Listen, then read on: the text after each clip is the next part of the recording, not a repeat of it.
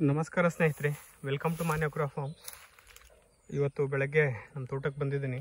So weekend ಮಧ್ಯದಲ್ಲಿ ಗಿಡಗಳಿಗೆ ಸ್ವಲ್ಪ ಹೊಸದಾಗಿ ನಾಟಿ ಮಾಡಿರೋ ಗಿಡಗಳಿಗೆ ನೀರು ಹಾಕಿ ಹೋಗೋಣ ಅಂತ ಬಂದೆ.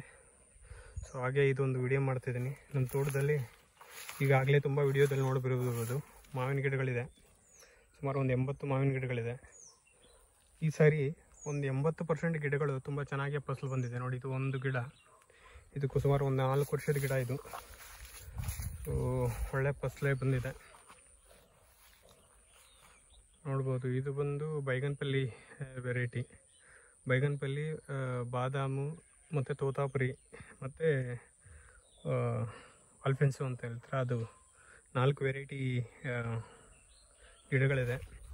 ಸೊ ಒಂದೇನೆಂದರೆ, ಲಾಸ್ಟ್ ಇಯರ್ ಯಾವ ಗಿಡಗಳಲ್ಲಿ ಚೆನ್ನಾಗಿ ಬಿಟ್ಟಿತ್ತು ಅದರಲ್ಲಿ ಲಾಸ್ಟ್ ಇಯರ್ ಕಡಿಮೆ ಬಿಟ್ಟಿದ್ದ ಗಿಡಗಳಲ್ಲಿ ಚೆನ್ನಾಗಿ ಜಾಸ್ತಿ ಬಿಟ್ಟಿದೆ, ತುಂಬ ಉದುರ್ತಾ ಇದೆ ಕೂಡ.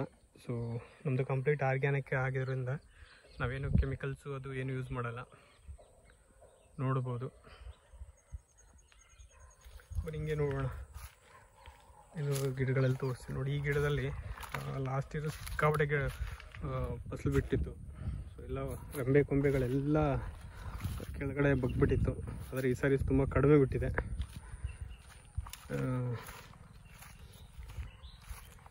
ಇಲ್ಲೊಂದು ಲಡ್ಡು ಅಂತ ಹೇಳ್ತಾರೆ, ಇದು ಒಂದೇ ಒಂದು ಗಿಡ ಲಡ್ಡು ಬಂದುಬಿಟ್ಟಿದೆ ಮಿಕ್ಸು. ಲಾಸ್ಟ್ ಇಯರ್ ಬರೀ 2 ಕಾಯಿಗಳಷ್ಟೇ ಬಿಟ್ಟಿತ್ತು. ಈ ಸಾರಿ ನೋಡ್ಬೋದು ಸಿಕ್ಕಾಪಟ್ಟೆ ಗಿಡ ತುಂಬ ಕಾಯಿಗಳಿದೆ.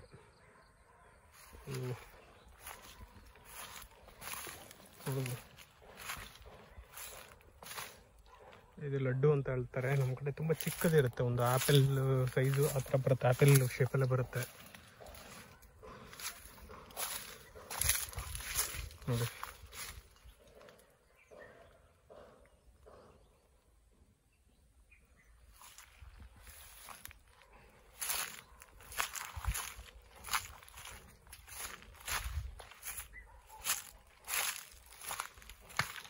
ಹೋಗ್ಬೋದು, ಗಿಡಗಳಲ್ಲಿ ಸುಮಾರಾಗಿ ಫಸಲು ಬಂದಿದೆ.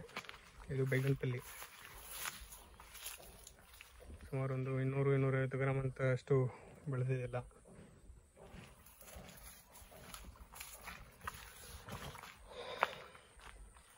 ಮತ್ತು ಇದು ಬಾದಾಮಿ ಗಿಡ. ಸೊ ಇದರಲ್ಲಿ ತೋರಿಸ್ತೀವಿ ನೋಡಿ.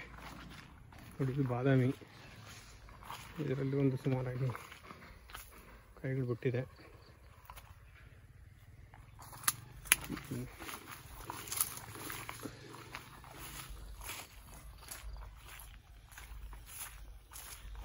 ನೋಡಿ,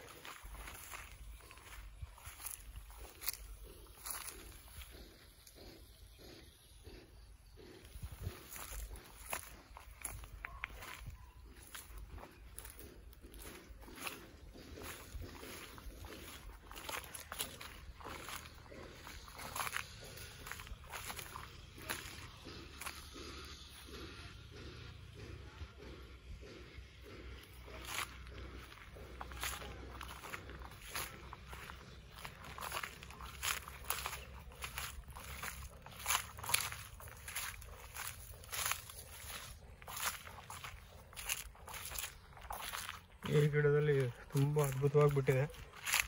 ಸಣ್ಣ ಗಿಡ ಆದರೂ ಗಿಡ ತುಂಬ ಕಾಯಿಗಳಿದೆ ಇದರಲ್ಲಿ.